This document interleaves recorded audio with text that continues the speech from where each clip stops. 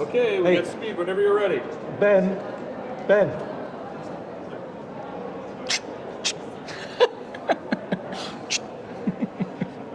Okay, I'm here with Paul Dufour, who is perhaps the most popular man at the 5th Canadian Science Policy Conference opening day workshops. He was in 3 workshops. He's had a very distinguished career as the acting director of the office of our first and only National Science Advisor, Art Carty, and he's had a long history of involvement with the CSPC over the years. So, with that introduction, Paul, you found yourself on 3 panels. I don't know why. So that either speaks to your lack of expertise or your huge expertise in all of these. It's my inability to say no, Alex. People offer me to say something, I'm happy to say and help. So that's what I did. Your expertise is in science policy. You own your own shop called Policy Works. And I think we'll start with that panel. And that workshop, which took up most of the day today. What was your biggest take-home lesson from that workshop? Well, this was the one on nuts and bolts science policy for Canada, and I think for me, the issue is always around how are we going to shape a strategy for science and technology for all Canadians, and how can we bring our federal assets, our federal government, with our provincial counterparts to pull together with some sort of national vision around this whole issue. And I think that, for me, remains a very challenging issue, but it's one that I think Canadians would welcome if we were able to do that, because we did do that in 1987. We did have a national science policy, and I think we need to look back at that and think about it again. So that national science policy, do you think it had an impact? Yeah, I think so, because it created a buzz in the community at large. Provincial governments, local governments, federal government talked to each other, consulted with each other, designed programs and incentives together. They had a whole series of working groups that allowed them to show where the implementation was going along a whole series of issues. So I think we need to come back to this very consultative approach that this country, which is a federation, needs to get back engaged in.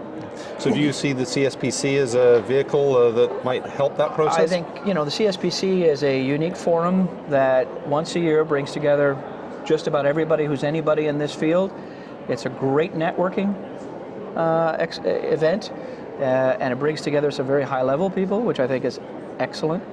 And I think it creates a reflective and action-oriented venue for people who want to move things forward, and also to connect up with who's doing what to whom on this issue of science policy, right? Now, not to lead the witness, but I saw the Twitter feed going quite strong, and there were a couple of issues that came up. One was the issue of national science advisors. That's something I think you'd be qualified to speak on, and should we see that reinstituted? I think, call that person what you will, but I think we need a champion within government and or parliament that is able to provide the necessary advice with the resources to staff it.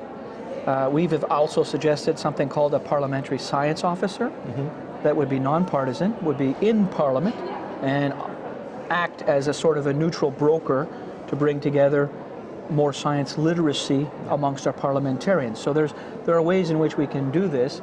The UK has that kind of a model. I don't see why we can't go back to that and think about it a bit more seriously. The other thing which was heavy on the Twitter feed was the whole presentation about the experimental lakes area as being an instructive case of science to policy, bridging by people who weren't very experienced at it and learning a lot of lessons. Perhaps you'd like to tell us a little bit about It's a fabulous story. Diane Orahel, she was the champion, and she's now referred to as Lady of the Lakes by the nature piece that was done on her, did a fantastic job of, almost, I wouldn't say solo, but almost solo, getting all the key players incredibly motivated to change the decision or to act on a decision that was very small-minded by the federal government, and particularly Department of Fisheries and Oceans, to shut down this program, and then was able to find other options, political options, with the government of Ontario and Manitoba, and to have an institution pick up the pieces, so to speak, of what was essentially a $2 million program, which is a drop in the bucket when you think about it. But her role was absolutely catalyzing, and I think we're beginning to see in this country the emergence of more scientist advocates like that through various organizations, and that's much needed in this country. On a personal level, my father-in-law saw some of the materials coming out about the experimental lakes area. He's an older Western gentleman. He's 77. He got very exercised by what he read, and he was mobilized by the efforts of Diane and Fabulous. her cohorts. That's the kind of energy that somebody like that, with passion, energy, and knowledge, can bring to the table and make a difference. I think it was wonderful. So you participated in these two other sessions on science diplomacy and science communications. Any take-home messages from either of those?